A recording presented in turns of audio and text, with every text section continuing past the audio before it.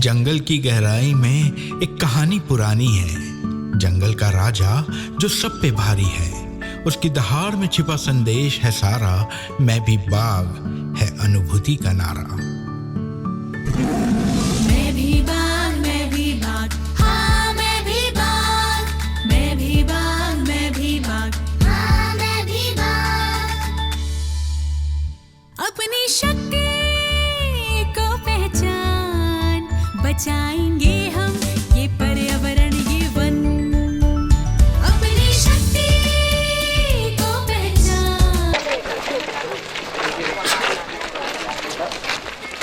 मतलब हमारा आने का जो उद्देश्य है, हम लोग जो है सभी, चाहे गांव के या ग्राम के रहने वाले हों, चाहे शहर क्या दूर होते जा रहे हैं, तो हमको क्या करना है, प्रकृति के नज़दीक आना है। तो नज़दीक आने के लिए जो हम मतलब जो प्रकृति के विरुद्ध जो कार्य करते हैं या प्रकृति के साथ छेड़खानी करते हैं, उनको हमको बंद करना है। ठीक है ना। तो पहले तो हमको मतलब हम कैसे बंद करेंगे, जब तक कि लगाव नहीं होगा उससे। लगाव होगा ना तभी तो हम बंद करेंगे ना। तो सबसे पहले सभी लोग जानते हैं, कुछ के विषय डिफरेंट होंगे, कुछ के बायोलॉजी होगा, किसी का मैथ्स होगा। तो पादप, मैं सबसे पहले ये ध्यान रखता हूँ कि कोई बात ना करे, है ना। तो सुने ध्यान से। पादप जगत, प्लांट किंगडम और एनिमल किंगडम, इसका जो आधारभूत जो इनमें दोनों में क्या अंतर है, जल्दी सोच के ही रखना है आपको। जल्दी बताएं। Plant kingdom and animal kingdom, दोनों में क्या अंतर है, डिफरेंस। सबको हिंदी आती है। One question are there, how many kingdom in earth? कितने किंगडम बटे हैं? No no no no no, मैं एक डिफरेंस पूछ रहा हूँ कि कितने किंगडम में बांटा गया है लाइव थिंग को। हाँ 5, यस। हाँ लाउडली। हाँ या प्लीज से। First yes yes yes. Okay, Very good, good. Very good. Then यहाँ पे आप लोग क्या देख पा रहे हैं? प्लांट्स ओनली, है ना। एनिमल्स तो नहीं देखेंगे, बट एनिमल्स होंगे कहीं ना कहीं। ठीक है, उसके अलावा बताओ, प्लांट किंगडम एनिमल किंगडम, है ना, क्या अंतर है? जल्दी बताएं भाई। और एनिमल उनके ऊपर निर्भर रहते हैं, ठीक है ना। इसमें अपवाद जो है फंजाई, फंजाई अपना भोजन नहीं बनाती, डिकम्पोजर है सर। वो डिकम्पोज वो डिकम्पोज कर देता है। डिकम्पोज करती है, प्लांट दूसरे को प्रोड्यूस करता है, एनिमल कंज्यूम करता है और वो डिकम्पोज करता डिकम्पोजर है वो, लेकिन वो प्लांट किंगडम में आता है, Yes, है ना।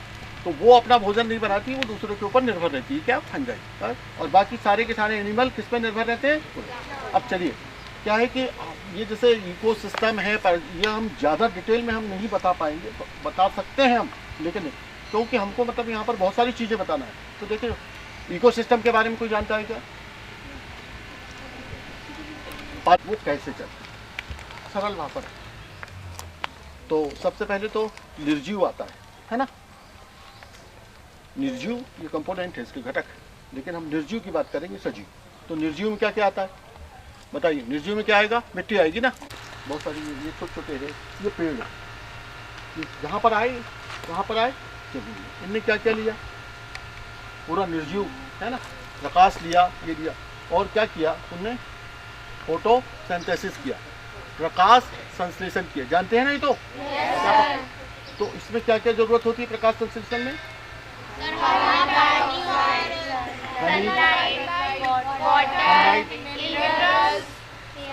कार्बन डाइऑक्साइड,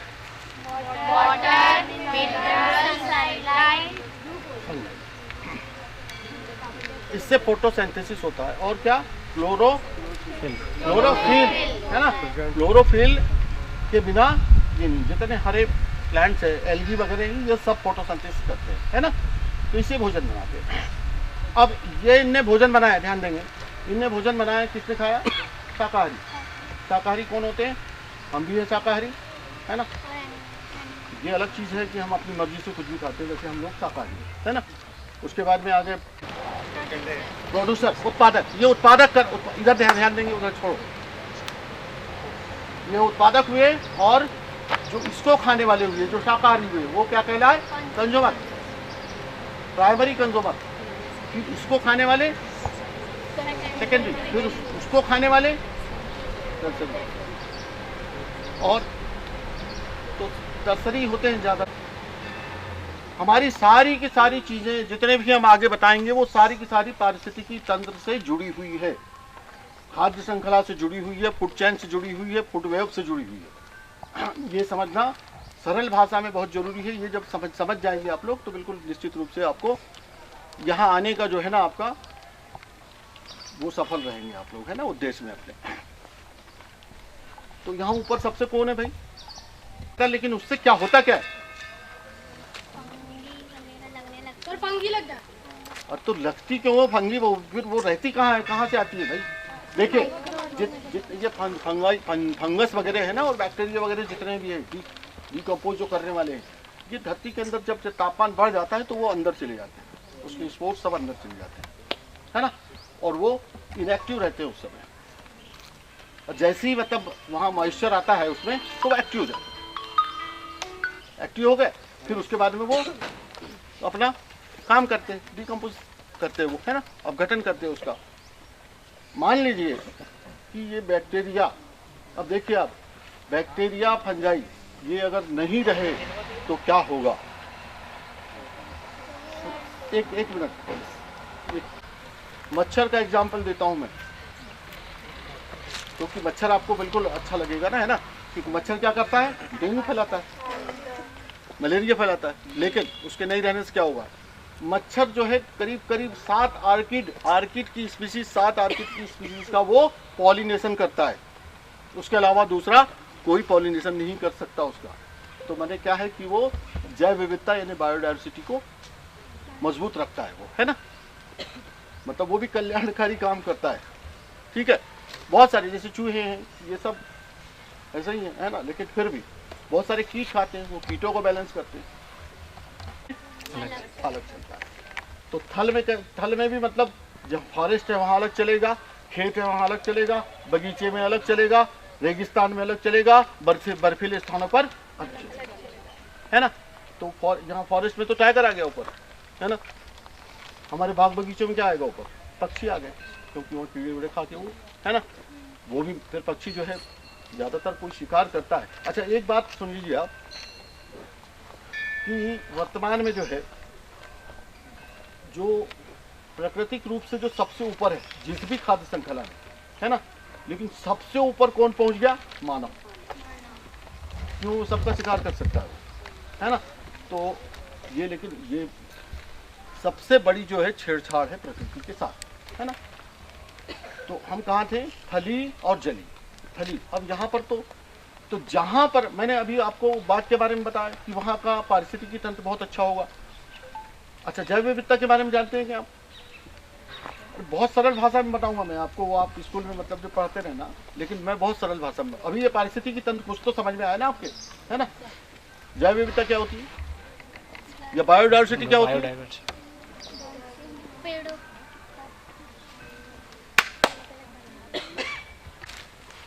जितनी भी वनस्पतियाँ छोटे से बड़ी, यहाँ पर जितनी वनस्पतियाँ या जितने जीव जंतु छोटे से बड़े, वो भिन्न भिन्न प्रकार के जो जितने इस स्थान पर पाए जाते हैं, जितने प्रकार के इस स्थान पर पाए जाते हैं, उसको हम क्या कहते हैं? उस स्थान की बायोडायवर्सिटी, जैव विविधता। ठीक है ना। तो देखिए आप, मैंने क्या बताया था कि जहाँ बाघ होगा वहाँ पर बायोडायवर्सिटी बहुत ज़्यादा मजबूत होगी, जहाँ पर बाघ नहीं होगा बायोडायवर्सिटी कमजोर होगी। वहाँ का पारिस्थितिकी तंत्र भी उतना ज़्यादा बैलेंस नहीं होगा। ठीक है ना। तो बाघ यहाँ हुआ, मैंने आपको। अच्छा अब एक बात बताइए आप, सरल और रेगिस्तान में कौन है सबसे ऊपर? कैमल कोई मांसाहारी क्या? जितना बैलेंस होगा वहाँ का जीवन उतना ही अच्छा होगा। जहाँ का पारिस्थितिकी तंत्र ठीक है। समुद्र में कौन है सबसे ऊपर? शार्क। व्हेल क्यों नहीं है? व्हेल क्यों नहीं है, शार्क क्यों है? बिल्कुल सही। किसने बोला शाकाहारी? बहुत चॉकलेट में कैसे मिला अगर व्हेल में?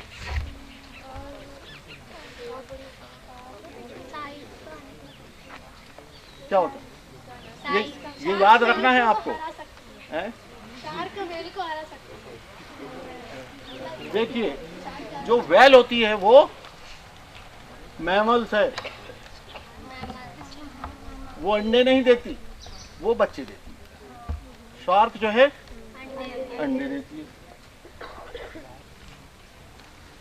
व्हेल जो है ऊपर आके सांस लेती है और शार्क अंदर ही ले लेती है। क्या कारण है? तो बताएगा। ऑक्सीजन को लेते हैं वो श्वसन क्रिया में, और जिनके पास लंग्स होते हैं वो ऊपर आते हैं सांस लेने के लिए, है ना? ये अंतर है, ठीक है। तो वहां क्या हो गई? शार्क हो गई सबसे ऊपर, है ना? चंबल जो नदी है, नाम सुना है ना? वहां सबसे ऊपर कौन है? फटाफट बताओ, बहुत अच्छी अच्छी जानकारियां हैं इसमें। चंबल नदी में कौन है सबसे ऊपर खाद्य श्रृंखला में? बहुत सारे लोगों ने इकट्ठे बोल दिया, उतनी चॉकलेट नहीं है। क्रोकोडाइल और घड़ियाल, मगर और घड़ियाल, ठीक है ना? अच्छा, अब एक बात बताएं, उधर कोई बात कर रहा है क्या? बस यहाँ से चल रहे हैं अपन लोग, इधर धूप में आ गए। क्रोकोडाइल, घड़ियाल, दोनों में क्या अंतर है? मगर और घड़ियाल, क्या अंतर है? चल जल्दी। जो घड़ियाल होती है ना, उसका जो मुंह लंबा होता है ना? और क्रोकोडाइल का, मगर का मुंह लंबा नहीं। अच्छा, ये अंडे कहाँ देते हैं? पानी में नहीं देते, ये रेत में देते हैं अंडे, और अंडे देके चले जाते हैं। उसकी सुरक्षा कौन करता है? ऊपर वाला, ठीक है ना? लेकिन फिर वहां पर भी हम उत्खनन करने लगे, तो रेत के उत्खनन से ये नुकसान है कि जितने जलीय जंतु रेत में आकर अपने अंडे देते हैं वो पूरे नष्ट। और जलीय जंतु का महत्व जो नदी के लिए है वो कितना, चाहे वो कुओं के लिए हो, चाहे जितनी गंदगी होती है उसकी सफाई की जवाबदारी पूरी जलीय जंतु की है। नदियों की सफाई या नदियों को प्रदूषण मुक्त करने की जवाबदारी किसकी रहती है? जलीय जंतु की। लेकिन आप अगर उन्हीं को मार दोगे, जैसे कोई जो पॉइजनस केमिकल डालते हैं, फैक्ट्री का जल है, ये इससे क्या हमारी सब नदियाँ नष्ट हो रही, नदियाँ खराब हो रही, पानी पीने लायक नहीं है, उनके जलीय जंतु मर रहे हैं, तो वहाँ का इकोसिस्टम सब समाप्त हो रहा है ना? छूट रहा है, ठीक है ना? अपन ने मत, अच्छा, जहाँ छोटी छोटी नदियाँ, ठीक है। आपने एक वर्ड सुना है क्या? Weathering of rock. रॉक्स के बारे में जानते हो? कितनी टाइप की रॉक्स होती है बताएं? इग्निशियस की प्रॉपर्टी क्या है?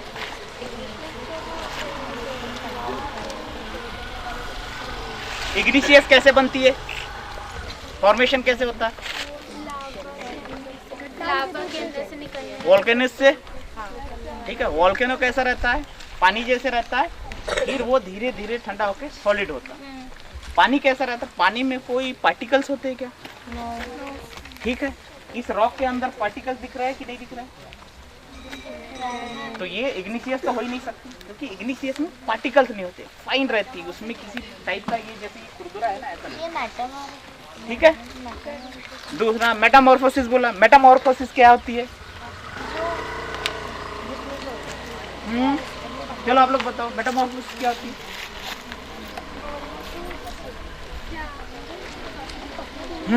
मेटामॉर्फोसिस वो होती है जिसने अपना प्रॉपर्टी चेंज कर लिया है।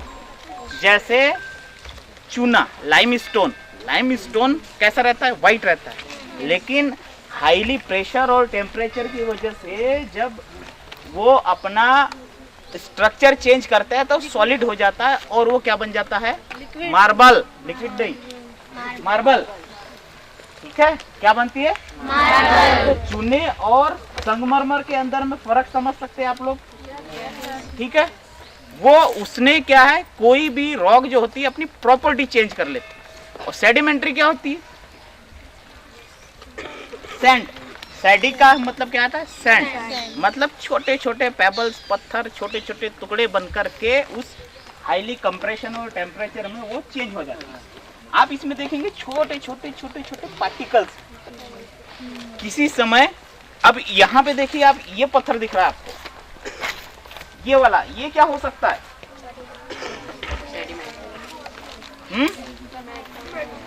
नो, ये इग्निशियस है।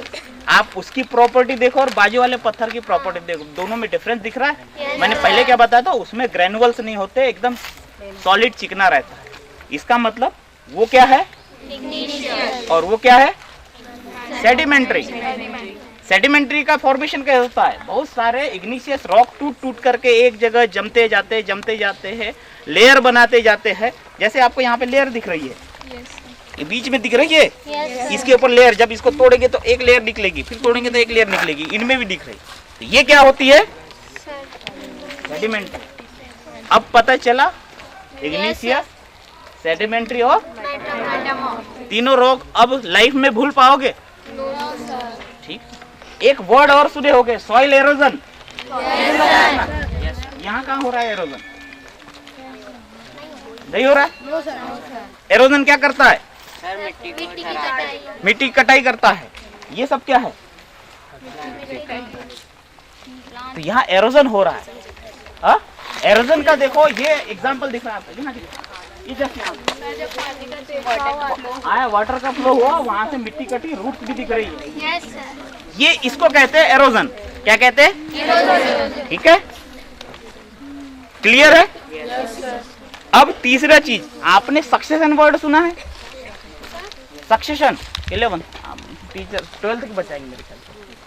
सक्सेशन मतलब जब इस यूनिवर्स में जीव नहीं थे, इस पृथ्वी पर जीव नहीं थे, सबसे पहले कौन सा जीव आया? Micro organism. उसको क्या कहेंगे? सबसे पहले आया यूनिसेलुलर, एक कोशिकीय जीव। क्या आया? और यूनिसेलुलर से क्या बना? तो सबसे पहले हम प्लांट स्टार्ट हुए। क्या स्टार्ट हुए सबसे पहले? प्लांट कैसे स्टार्ट हुए? सबसे पहले पेड़ आया? क्या आया सबसे पहले? माइक्रो ऑर्गेनिज्म आया।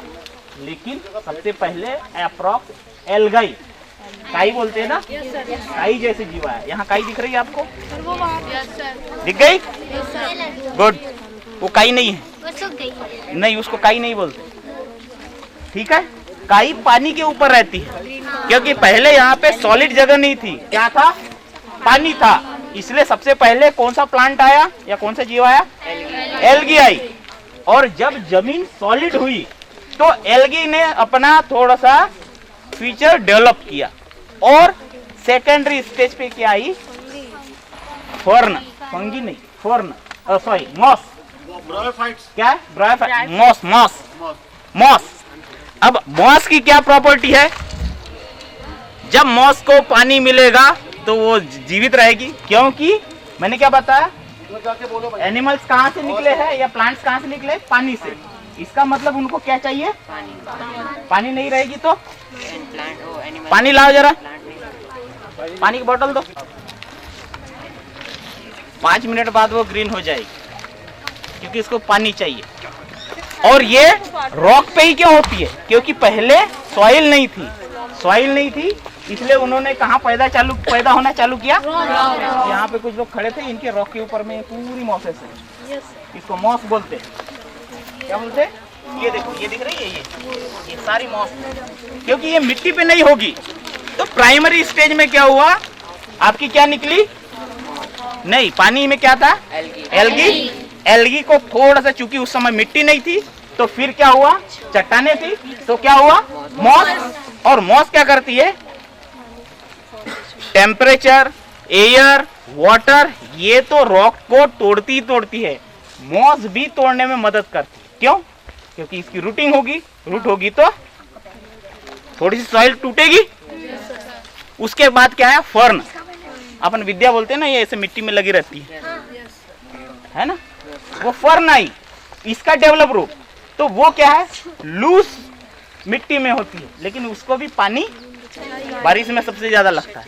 मैंने क्या बताया, जीवों की उत्पत्ति कहाँ से हुई है, पानी से। तो जैसे जैसे डेवलप करेंगे बिना पानी के जीव नहीं जिएंगे। और मॉस के बाद में क्या आया, सॉरी फर्न के बाद क्या आया, फर्न में कोई बीज होती है क्या, मॉस में भी बीज नहीं होते, फर्न में भी स्पोर्स होते। फिर उसके बाद क्या आया, मोनोकॉट। कैसे लाइफ स्टाइल स्टार्ट हुई, मोनोकॉट क्या होते, जिनके बीज सॉलिटर रहते, सिंगल।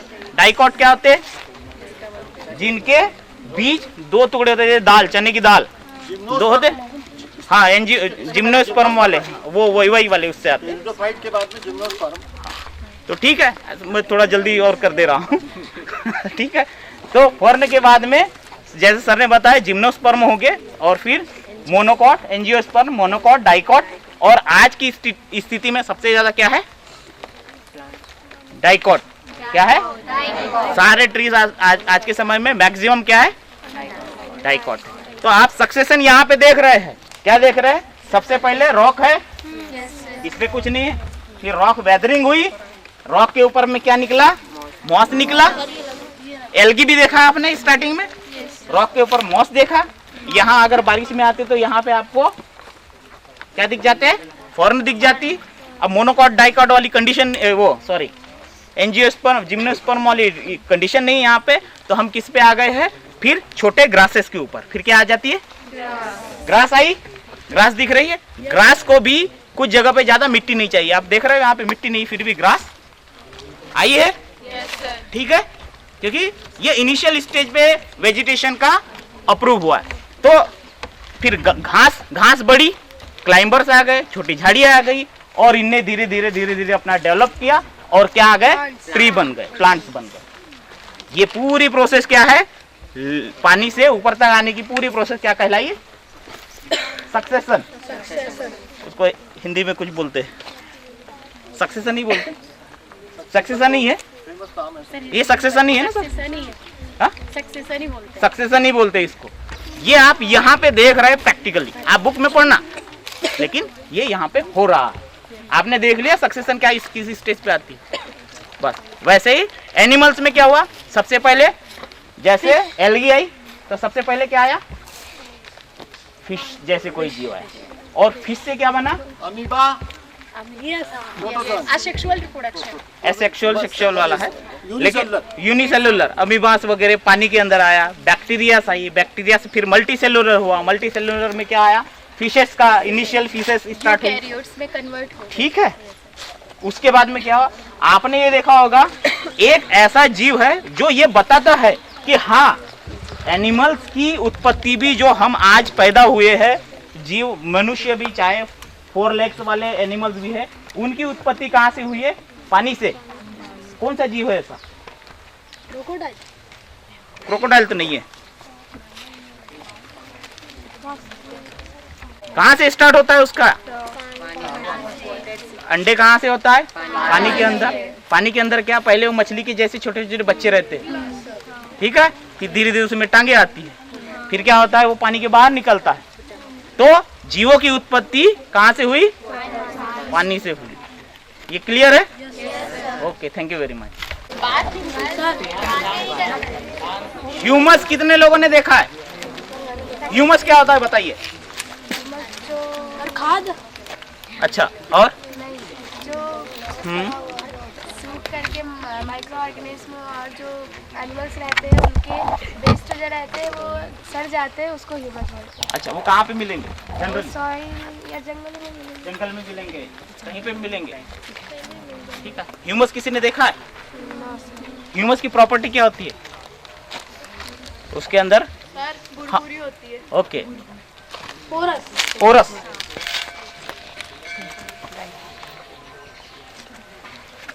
ये है ह्यूमस। क्या है ये, दिख रही है, यही ह्यूमस है। इसमें सॉइल भी है, इसमें एनिमल्स, प्लांट्स के पार्टिकल्स, ये ह्यूमस है, ठीक है। Yes sir. सभी ने देख लिया ह्यूमस आज, और जब मैं इसको फेंका तो मेरे हाथ में कुछ लगा है, भुरभुरा होता है। किसी ने बताया उसमें कोई पार्टिकल्स, एनिमल्स की पार्टिकल्स है, सॉइल पार्टिकल्स भी सारी, यही ह्यूमस है। ह्यूमस समझ लिए? Okay, thank you.